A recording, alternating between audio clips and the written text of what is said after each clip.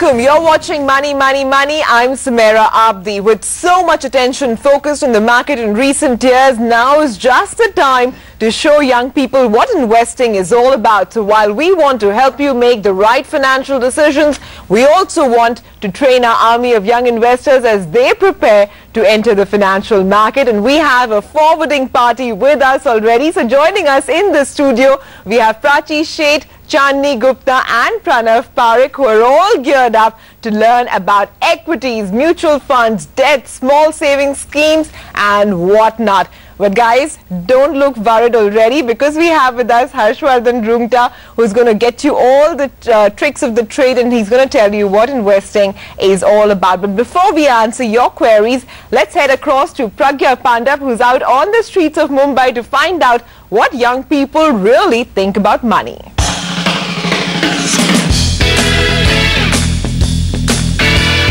Money is power to spend. Shopping. Property.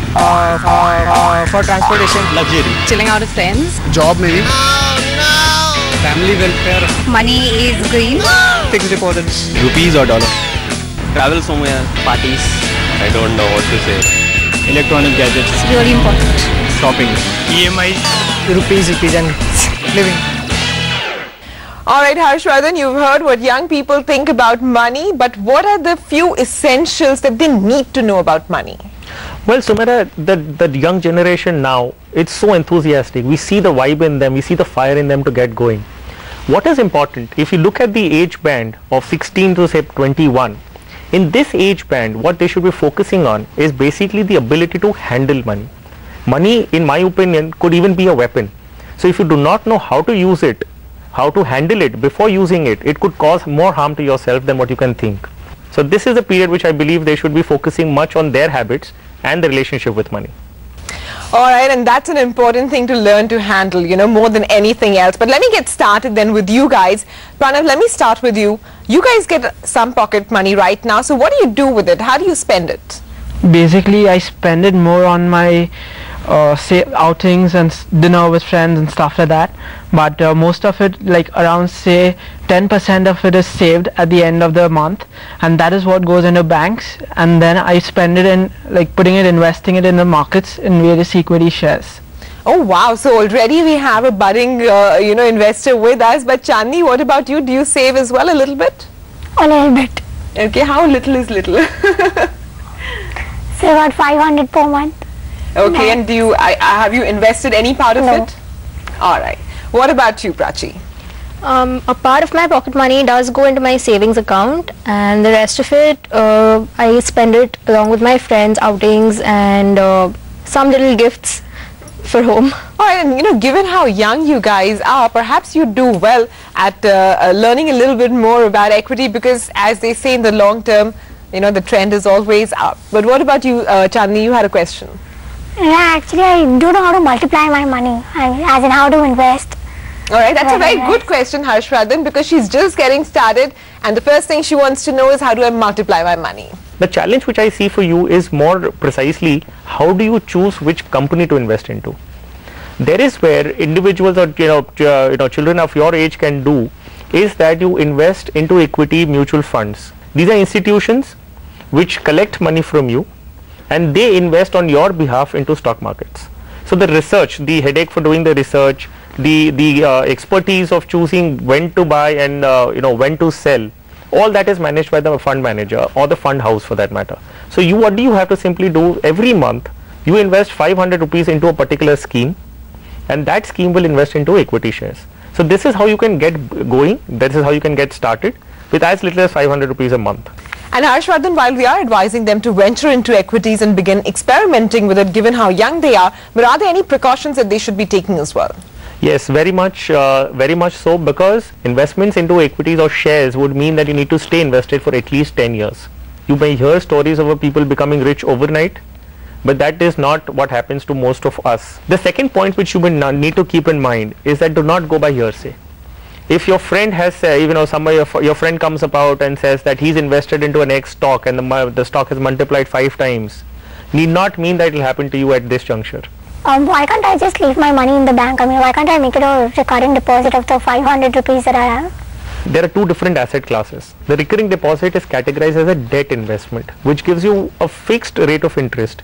At the time of making an investment, you're aware the interest that you will get at the end of the period. Whereas what we've been speaking about is, say, equity as a culture.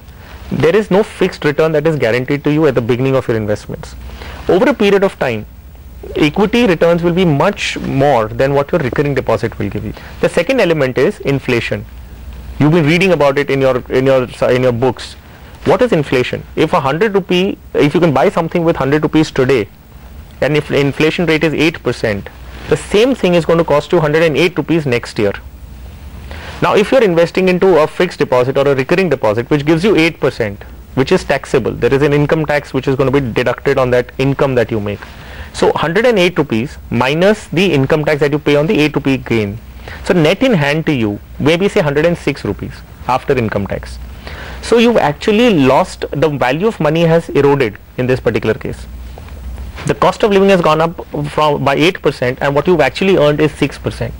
What you need to understand, not taking risk is a big risk by itself. And at your age, specifically when you do not have any other liabilities, you do not have any requirement for money over the next 10 years at least, you should venture into making assets and creating assets which are actually growth oriented, which give you inflation adjusted positive returns. Just as you spoke about recurring deposits and equity, does it mean should I put in all the amount in the equities? Well, no. When you make an investment plan, you need to make sure that you spread your money into different asset classes. So you will put your money into equities also, you will put your money into recurring deposit also, and if you have that kind of corpus available which helps you buy some bit of precious metal such as gold, you may want to venture into buying some bit into gold as well. The big question is, how do you decide how much goes into equity, how much goes into debt? Well, at your age, there should be more amount of money going into equities and less amount into debt. It's simple. Whatever is your age, that much money should go into debt. Okay, so suppose you have 1,000 rupees to save, and if a person is 20 years of age, so 20%, which is 200 rupees, would go into, say, probably a recurring deposit, and 800 rupees would go into equities.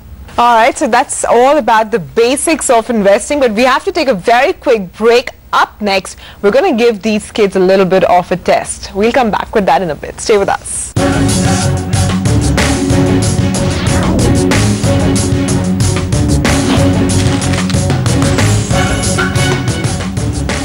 Welcome back. You're watching Money, Money, Money. There's a lot of excitement on our set today because we have young guests Prachi, Chandni and Pranav, and the headmaster for the day is Harshvardhan Roongta. Now that we have armed our young guests with the basics of a financial education, it's time to put them to the test. But don't get worried, guys. It's just virtual money. If I was to give you guys 5,000 rupees of virtual money to spend in a month, how would you like to spend it? How would you budget that 5,000 rupees in your daily lives?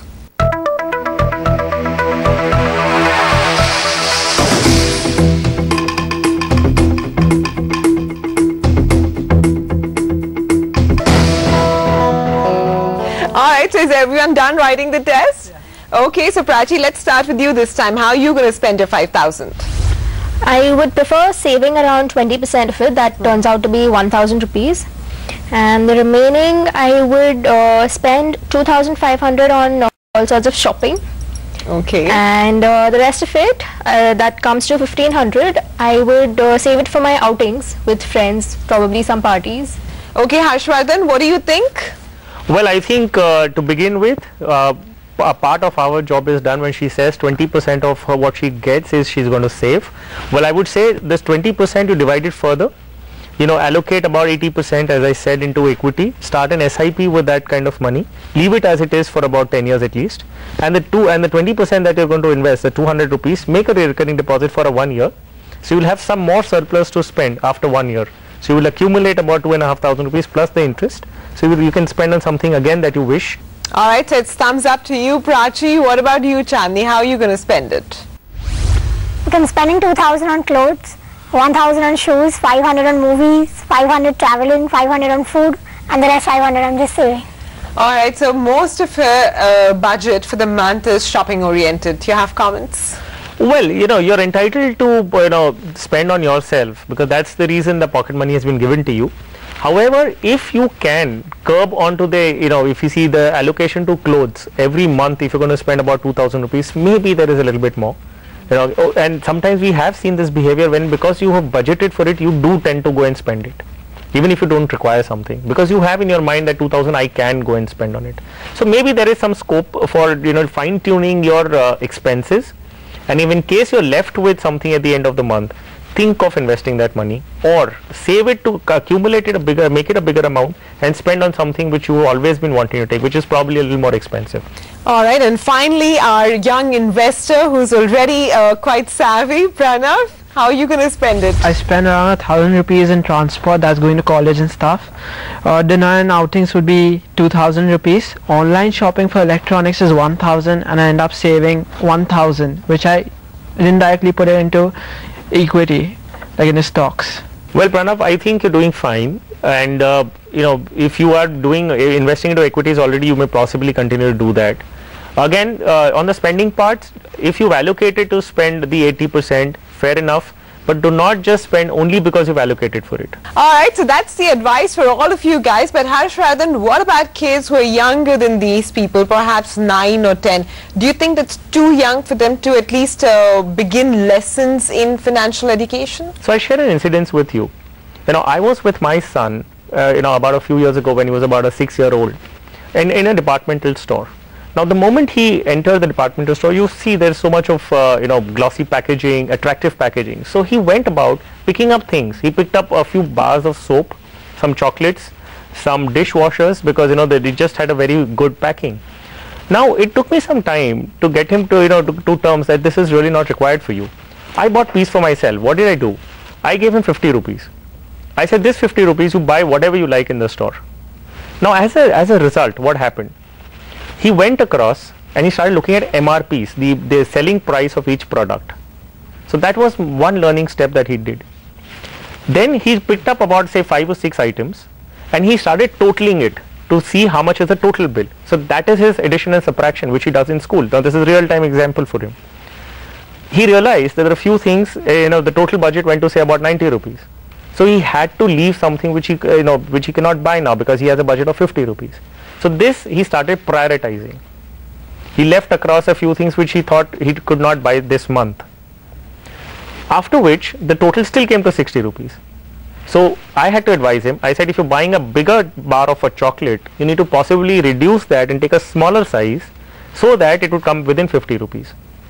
So all this is budgeting. In that small exercise of handing him over 50 rupees to do his own shopping, there is so many financial lessons to learn. All right, and summer vacations are on right now, so kids, you'll want to learn all of these lessons and at least try to implement some of them in practice. Guys, thank you so much for coming in today, and we hope that at least we've started you off on your journey to becoming informed investors. Thanks very much for coming in, and enjoy your holidays and all the best for the future. Harshvardhan, stay on. There's lots more coming up on the show. We need to take a quick break, but before that, did you know that RTGS stands for real-time gross settlement? The RTGS system is a funds transfer mechanism where transfer of money takes place from one bank to another on a real-time and on gross basis. This is the fastest possible money transfer system through the banking channel. Now, what does real-time mean? Well, simply that the transaction is not subjected to any waiting period. The transactions are settled as soon as they're processed. So what does gross settlement mean then? Well, this means that the transaction is settled on a one-to-one basis without getting bunched up with any other transaction. On that note, we'll take a quick break, come back in a bit. On the other side is our viewer call-in segment, Can I Afford It?